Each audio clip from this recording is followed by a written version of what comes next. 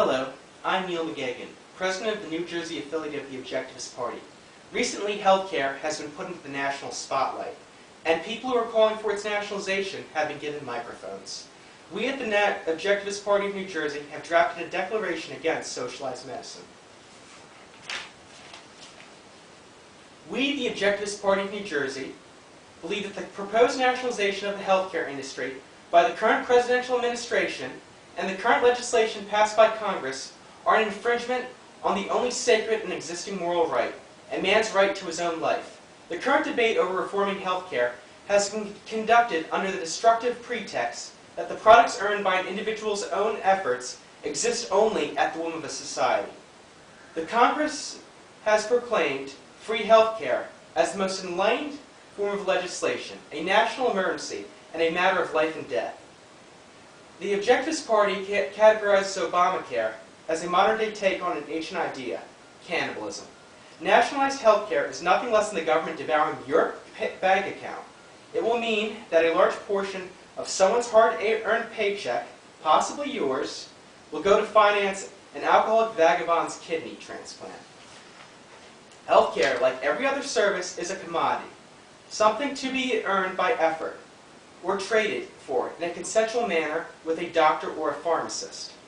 The confiscation of wealth and property in the name of emergency undermines the confidence of the producers, the motivation of the sellers, and the stability of the markets that have made modern medicine possible.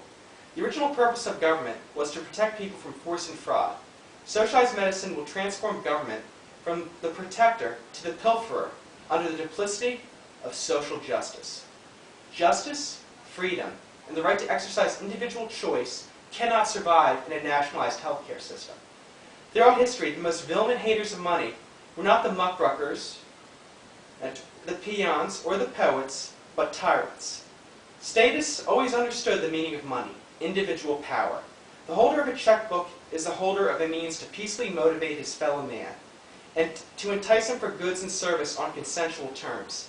Healthcare run by the government will be run on the government's terms, not on the paying customers or the acting doctor's terms. It will mean that a mother will be denied the option of a C-section because the government does not want an extra expense. It will mean that doctors may be pressured to prescribe cheaper, less effective medicines. If a nation is responsible for the physical health of its people, how could one criticize it for dictating lifestyles? Privacy cannot exist in such a society. For man is not an apparition, and if mastery of his body is a mere privilege, then he is a slave in every way but name. Furthermore, the Objectivist Party of New Jersey not only opposes socialized medicine because it is immoral, but also because it is impractical. Our nation's altruistic missions of bombing and rebuilding enemy nations, bailing out failed corporations, and feeding, housing, and clothing thousands of people who are unable or unwilling to work have cost the nation hundreds of billions of dollars. The estimated price of socialized medicine is as high as $1.3 trillion. The United States yearly spends approximately 17% of its GDP on medical care. That is the largest percentage on earth. Thus, if the government takes over the entire medical market, it will mean either bankruptcy or drastic cost cuts by rationing expensive procedures and lowering hospital standards.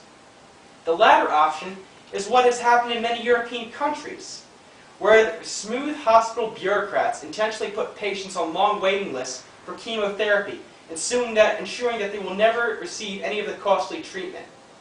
What makes this fact even more depressing is that early detection is rare because mammograms and other preventive procedures are not routine but rationed. Before we praise the Europeans for having such an enlightened system, we should question why Prime Minister of Italy, Silvio Berlusconi, who also holds the office of Minister of Health in Italy, traveled to the United States elite Mayo Clinic for a heart operation in 2006.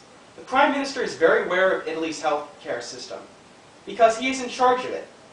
Thus, he knows the facts and chose to travel to a foreign independent hospital not run by politicians like himself, but by free market doctors.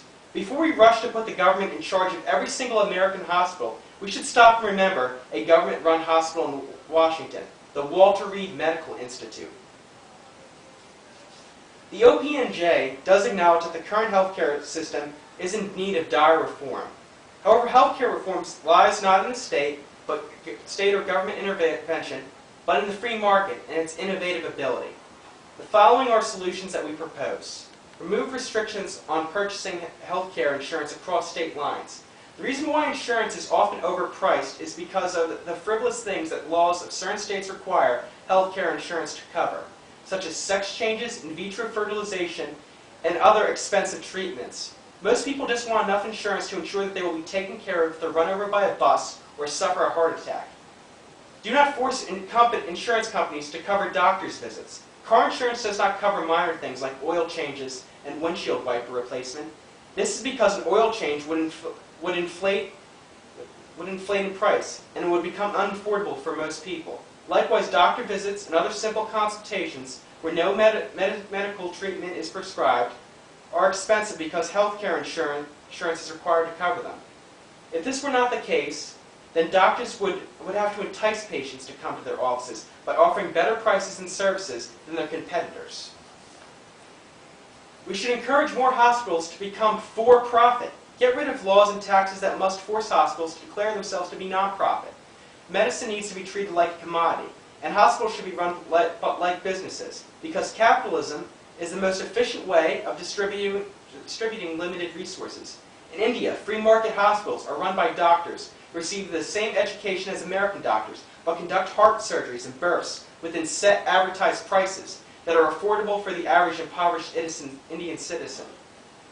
We should revoke laws against stem cell and genetic engineering. Scientists work far better when they do not have bureaucrats pressuring them and legislators passing laws against experimentation on cells. The great medical advances of the next century will not be done on operating tables, but in test tubes and petri dishes. If we want progress, then the best thing for the government to do is to keep out of research. In conclusion, we, the Objectivist Party of New Jersey, believe that healthcare can be cured, like most of society's ills, through private, individual initiative without government interference.